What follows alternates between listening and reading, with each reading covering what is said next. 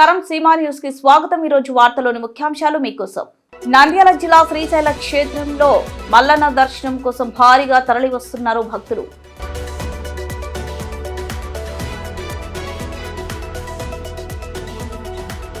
శ్రీశైలంలో బ్రహ్మాంబ సమేత మల్లికార్జునుడు బ్రహ్మోత్సవాలు.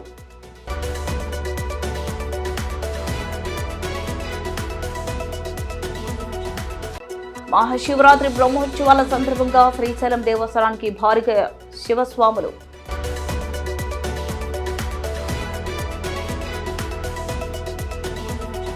శ్రీశైల దేవస్థానానికి భారీ ఎత్తున తరలి వస్తున్న శివస్వాములు, మహిళలు, భక్తులు.